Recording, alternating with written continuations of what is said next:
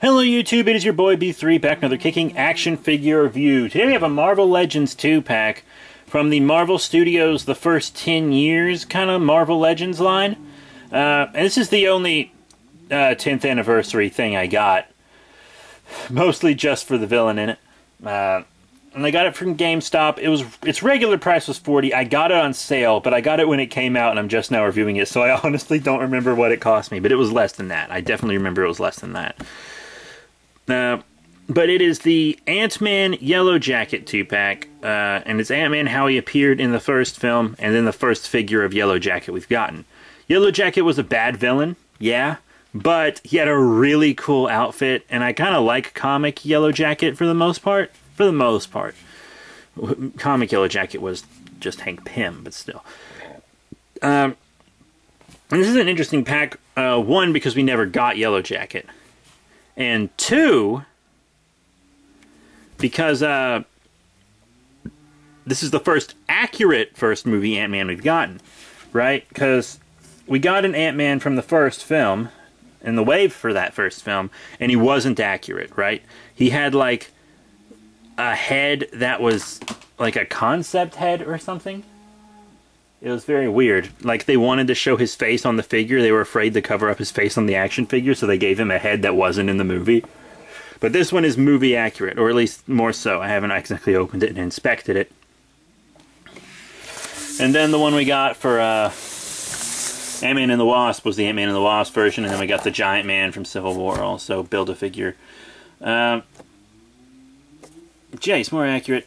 And since I'm showing you this much of the box, I might as well show you the rest. I know I don't often show boxes for domestic figures that aren't exclusives or anything. But, you know, whatever. And there's a kind of a read-up on the film, 2015. Oh, sheesh. There's some movie artwork. And then we have read-ups on each character. Scott Lang, Ant-Man, and Yellowjacket. I haven't seen this movie since it was in theaters because it wasn't very good, but it was kind of boring. It was mostly just Iron Man with ants, kind of. And it didn't make sense, and it wasn't very consistent with how the shrinking worked. But whatever. Yeah, you know. Let's bust these open. We've talked about enough. I guess Naughty Cat and I are going to show you some accessories first. First up, we have this Paul Rudd head. I believe the same head came with the Ant-Man and the Wasp Ant-Man. That was... They were just kind of lumped into an Avengers wave, but because their movie sucked. But both the Ant-Man movies sucked. But that's that. And then we have this tiny, shrunken Yellowjacket who came with the first movie Ant-Man. And this little Ant-Man that came with the first movie Ant-Man as well. But this Ant-Man was sculpted to sit on a little ant that also came with that Ant-Man. And if you don't give him to us with a little ant, it's just a squatting Ant-Man. So, maybe you should have given us Anthony, huh? Whatever, I don't really care. Because I don't really care to display those at all. And now we're going to move on to the figures themselves. Whoa! First we're going to talk about the Ant-Man. And I am going to show him with the original. Mine's a little dirty because he's been stored away for a little while. I'm going to compare them. The paint and detail is very different. They're actually much more different than I thought they were. They're much more different. If you look closely at the chest, see this one's kind of got a crinkly detail, but it's smooth. This one is not smooth. You see, it's got little bumps. It's got more texture. They gave this Ant-Man more texture on his red than they did the old one. That's nice. This one's brighter colors, which kind of gives it more of a superhero-y feel. You see how this one was kind of like, had all this metallic gunmetal wash on him. This one doesn't. It's more of a bright silvery. So that's nice. This one has orange lights on his suit, like on the belt, and this one has red. You see? And this is just full orange, but this has red lines instead of being full red. This is just painted the gunmetal, but this has the lights added. You know, they're pretty different. They're actually much more different than I thought they were, to be completely honest.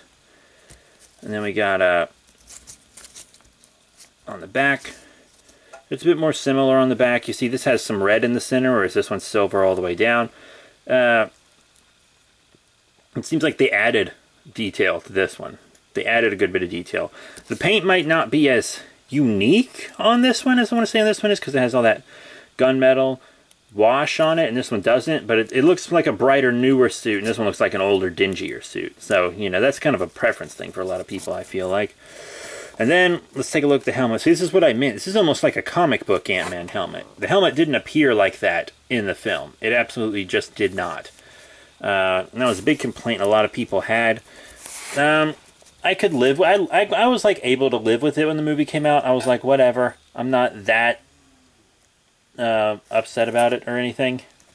I don't remember what I did at the time, but I know how I feel now. I did review this Ant-Man in totality if you want to check it out.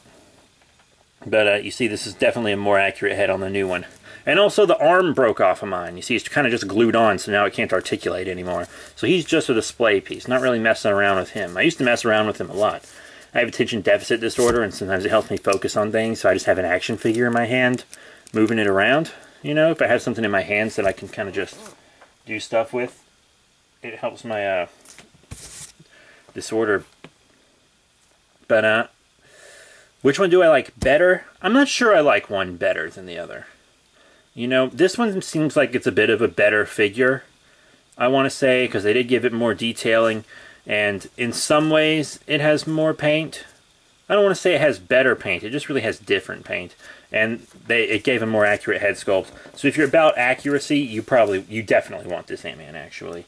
And you're going to get this Ant-Man anyway if you get Yellowjacket, as long as you get him in package. You could probably get Yellowjacket just online by himself from eBay or something. But now let's hop into Yellowjacket. And here's Yellowjacket. So we're going to look at his detail and paint next. Don't worry, I will go back to Ant-Man for articulation. I'm just kind of separating them out. So this is actually a really nice looking figure. You know, it's got great texturing on it once again. I feel like they were like, oh, 10th anniversary, we'll go all out on these things.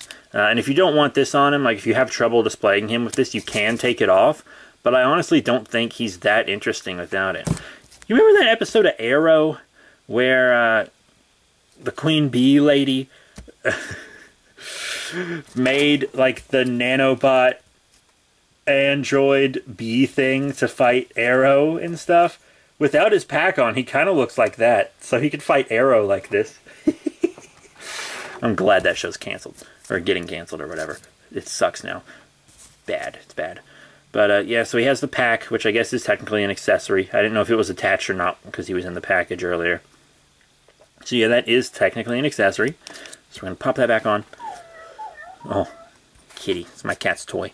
But he's got this visor, so it's like a clear visor over his head. That's a real nice touch. I really liked his cool cybernetic arms and stuff. You know, one hand is kind of this like grappling hand, and the other hand's a fist hand. Painted all around. Very clean paint. I mean, he's a great looking figure. You know, he's a more unique design than the other one, but I had more to say because I was comparing him to the old Ant-Man. Now we're going to look at articulation for Ant-Man. Ant-Man's articulation is kind of what you would expect from a modern Marvel legend.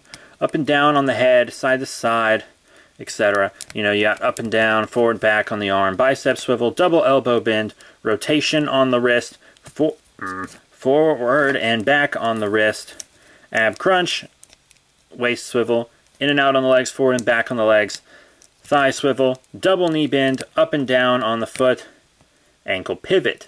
And yes, that is the same articulation as the original release.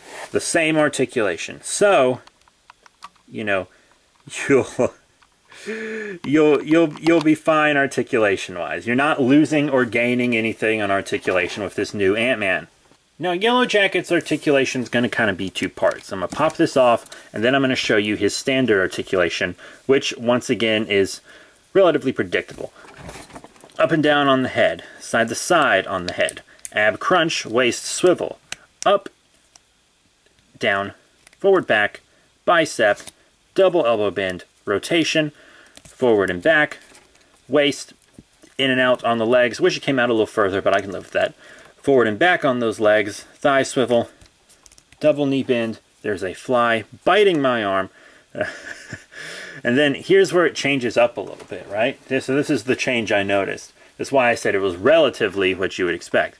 Because in addition to the up and down on the foot and of course the ankle pivot, you also have side to side. You see that? You have side to side on this foot, which we don't often get in Marvel Legends. The side to side just kind of comes in the form of the ankle pivot. But with this guy, we have our own dedicated side to side joint down on the foot. So that is something we don't get a lot, and that is also pretty interesting. So I'm happy they gave us that. It's pretty rad. And now we're going to look at his gear, which actually has a ton of articulation. You know what? I kind of get the feeling this gear is why he was not released for the movie. Also because he was a bad villain, and because they probably assumed not a lot of people would know who he is. And I'm sure they were right about that. But another big reason might have been because this gear was probably expensive to make. Like, that Ant-Man wasn't very expensive to make. They just added a little texturing on the sculpt and gave him a new head. Whatever. That didn't cost them much to change. But this was probably an expensive accessory. You got little movement in all these little things, whatever they are. Once again, have not seen Ant-Man since it came out in theaters. I wasn't even living in the same place I am now when that movie came out. Wow. Up and down. You got forward and back. You know, it's pretty rad how much articulation is on this thing. You know, because they only have articulation here. You got a rotation here, forward and back here. And then, that's like a lot for this. I feel like if he would have come out, then he wouldn't have had all that articulation. Now, there's nothing really on this part. It's just curved. But I feel like there's enough articulation on the rest of this where that won't really matter.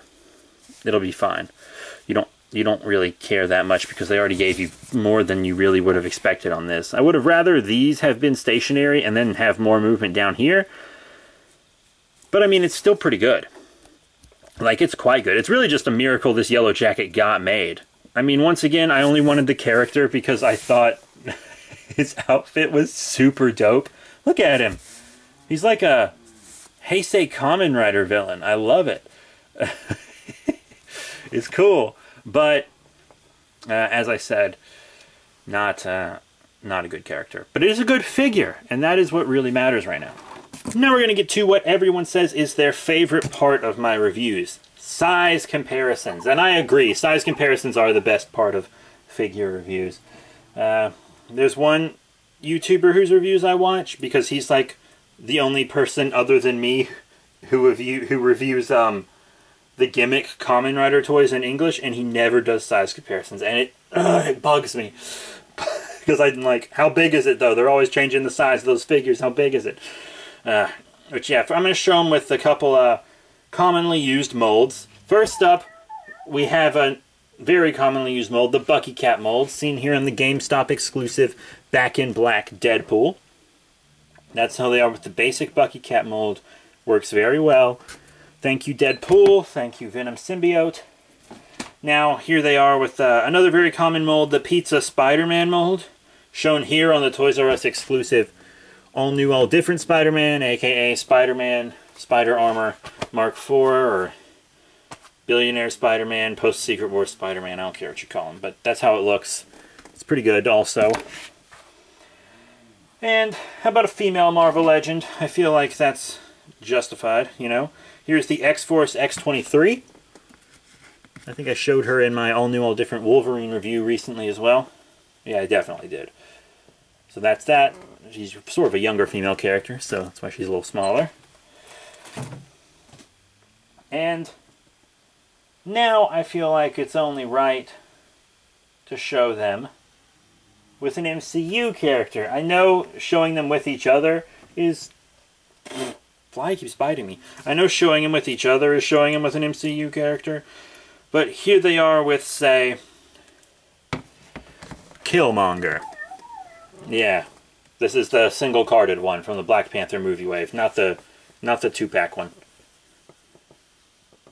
So yeah, you know, that's pretty cool. And if you want to see him with a big figure, I'll show him with a big figure as well. I feel like I've mostly shown exclusives today, but here's the Walgreens exclusive.